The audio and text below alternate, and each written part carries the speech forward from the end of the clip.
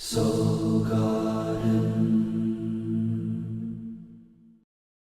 of the problems with love is we don't know ourselves well enough to know who we want. Introducing Secrets of Birthdays, the Love and Lust Report. You send us your date of birth, we send you a custom video, and we'll talk all about you. The kind of charisma you have, your personality, are you funny, not funny? What's a perfect romance? What's a perfect wedding? What's a perfect home? And what not to do with you. Find out the secret to your heart at secretsofbirthdays.com. End all the uncertainty. Order one now.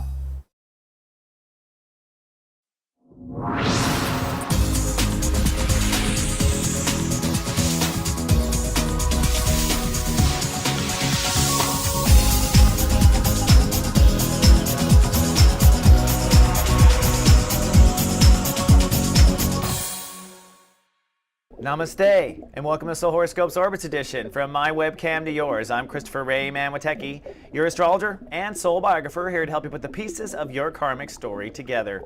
Well, Mother Earth is under the love rays of Virgo. In fact, Chapter 2 of Sun in Virgo, we're going to wrap up Chapter 2 this week. We're working on reality, the IB state of awareness, and we're going to transform our reality this week and become proficient at what we do.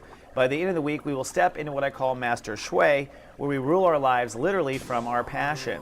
Now, looking at emotions, the moon starts with Love Fest Day on Sunday, and then on Monday, we have a little bit of Sirius as the moon crosses over Saturn in Scorpio. It gets jolly again on Thursday and Friday in Sagittarius, and Sirius again in Capricorn this weekend. The moon signs most affected are Libra, Scorpio, Sagittarius, and Capricorn, and on the dark side of the moons, Aries, Taurus, Gemini, and Cancer.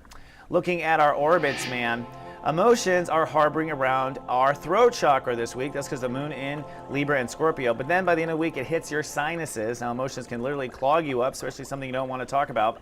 Lilith and Jupiter has finally stabilized in our solar plexus, and that means we're not going to have as much digestion issues.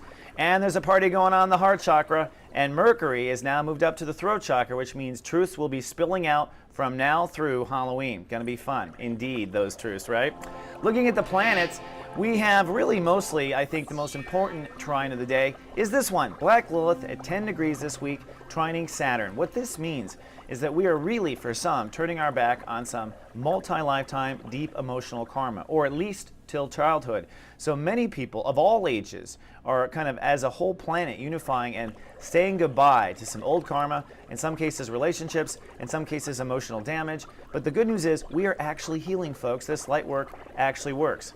You're going to feel that with that trine. Now, we've been feeling this for a while, the T-square. It was a grand square for a while with Venus, but the good news is having Venus transit through Libra on the opposite side of Uranus, it really gave us the ability to see what's fair, to process through what's fair. And this week, you're going to see some movement on the T-square, or some inner movement anyways, because now you're operating from a sense of justice. That's good news. I'll talk about that upstairs. And then lastly, this is interesting as well, Venus is transiting up into Scorpio. That's the next transit, which means we're going to be creating and destroying, right? Venus is the sign of creativity. Scorpio is the gateway, so relationships, all sorts of things creating and destroying. But it's all trining into Neptune in Pisces, which to me says whatever is being created and destroyed might be fate. That's right. When God, universe, or Pisces energy comes into that sort of interaction or intersection of energy, usually this is the hand of fate, as in certain births, as in, of course, certain deaths, and, of course, certain successes. So that's also something to be looking out for. And then finally, getting close on the planets, as the week starts off, it's Love Fest Day, then Sirius as the moon crosses over that Saturn in Scorpio. And at the end of the week, again, like I said, it gets serious because the moon crosses Pluto in Capricorn. Now, let's take a look at the real important details, the details about you. So climb in the ascension elevator and I'll see you upstairs. Folks, this is your captain speaking. We realize you have a choice in the astrologers you choose to fly with, and we'd just like to thank you for flying with Christopher Witecki. Namaste, Sagittarians and Sag Risings, and welcome to 33,000 feet for a bird's eye view of you. Well, the sun is in Virgo, and so you're working on your decision-making process, and up until now, it has been a lot of painful turning your back to poor decision-making. By poor decision, we mean you weren't including your own heart in the decision-making process, and this leads to trouble with career, which is a long-term effect of this. So up until now, it's been about really clearing decisions that did not serve you. This week, we start to create the right decisions, make the right decisions, and point your career in the right direction. Personal limits and boundaries are a big issue with inner faith. Really not letting yourself slip into those rabbit holes of fear, or allowing yourself to ignore things till it bottles up in the subconscious and you end up acting out. This is one of the hardest parts of the transit. We have not gone through this since 1983, so some real hard inner faith building with Saturn in Scorpio. You're also becoming far more sensitive when it comes to trust issues.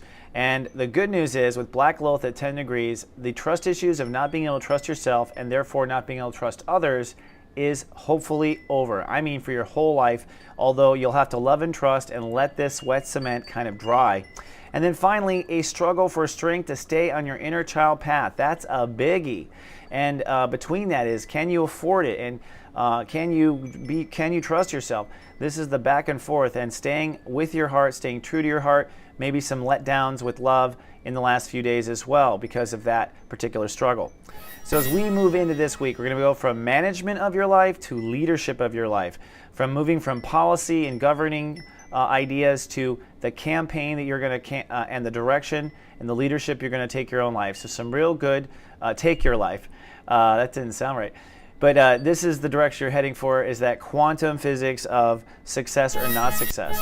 Now the sun will move from feeling out the right decision to making probably a gamble at the end of the week, an emotional gamble, putting your emotions into where you want to go. If you follow the steps, everything I say, it's going to be good. Your thoughts are all ready to marketing, all ready to reputation, all ready to titleship, with Mercury going into Libra. Jupiter in Cancer is the part that's really forcing you to have faith and trust yourself and expand your trust greater than it's ever been before.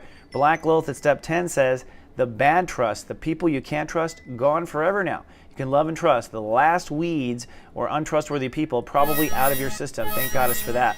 And then lastly, Saturn in Scorpio. This is the development of spirituality and higher faith, cutting the weeds. This is the first time you've grown spiritually since 1983, this level. And this week you're going to really be in touch with God, universe, and ask your guides. But at the end of the week, you're going to decide some emotional patterns that you're going to step away for forever, hopefully. So that's very positive as well. All good positive stuff for the Sagittarius. Now, that said, last week we probably had the biggest part of the week was between Wednesday, Thursday. That light cast day was, intense. The new moon, it was a total shift, major life decisions changing, probably, ricocheting the inner child, the love, all the planets ricocheted. By Friday, the light bulb starts to go off. By Saturday and Sunday, you're feeling pretty good. And that brings us to the start of this week, Sunday. It's Love Fest Day on Sunday. The moon will cross over Venus, and that allows us to accept and receive what we have earned. And, for the Sagittariuses, this is actually of the next lesson, which is some sort of accolade in the world. So you might get some props from people in the world, from friends. You might connect to friends on this day. This is really where you are loving and receiving, and it's what you're going to work on next month, is friendships and the titleship. Now on Monday, the moon moves into Scorpio, so you're going to be tested on faith. There's some decision on Monday that is going to be needing a lot of prayer or a lot of chanting or a lot of meditation, because you are really testing your faith and making a decision in the workplace. So an important workplace decision, or standing by an authority, or not slipping into the past, or not slipping into old karma. So a call back to old karma on Monday. Be careful, Sagittarius and Sag risings. On Tuesday, a chance of anxiety. The moon in Scorpio means that it's a test of that inner faith. You really got to stay centered emotionally and grounded. Maybe go to the gym if you're not a religious person. Maybe pray if you are. But you're going to take action. You're moving forward with career. Probably a lot of inner faith about career stuff paying off. Wednesday, it's still loving and trusting and holding faith. No news is good news, and you're just kind of holding out. So somewhere on Wednesday, the sun comes out and you start feeling a lot better as the moon moves into Sagittarius, depending on where you're born on the planet. Thursday, the moon is in Sag, so it's sunny and cool. So if you just make it to Thursday, you're going to be okay. But things are really passionate. You might have a hard time staying grounded on Thursday. That's just because of how intense the planets are going, and there's a lot of fire in the air.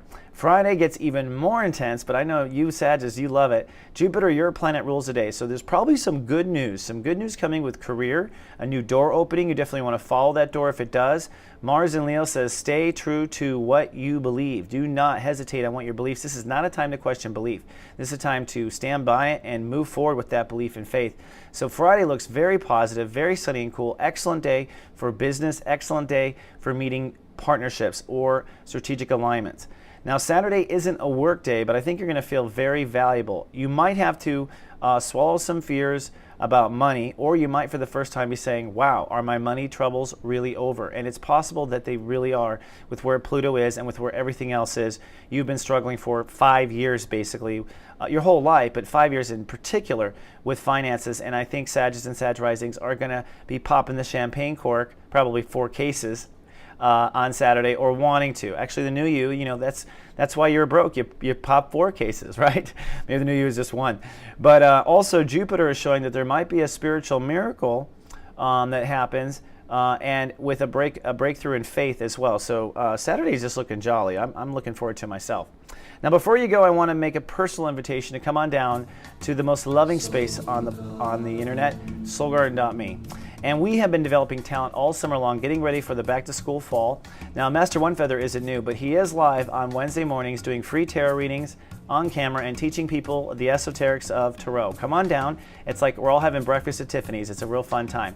Dawn Leahy comes a little bit later, and she's teaching astrology and teaching how to read your own chart. Then yours truly is there with practical wizardry, so you might want to come learn a little magic of Virgo and how to manifest. And then after me is Dr. Matt Turner, who does some live psychic channeling. These are all on Wednesdays, a lot of fun.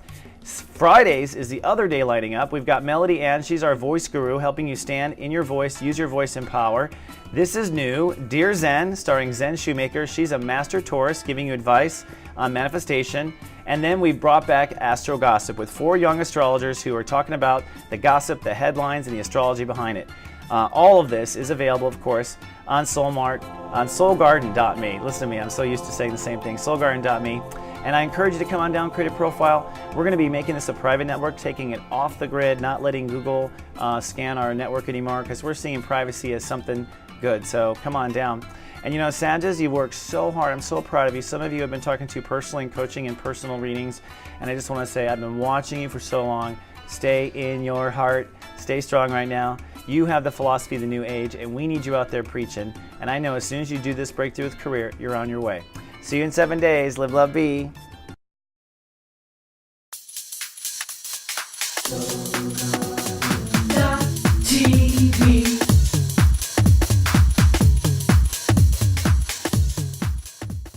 With the moon in Cancer, emotions and intellect are now coming together like a Reese's penis. Oops.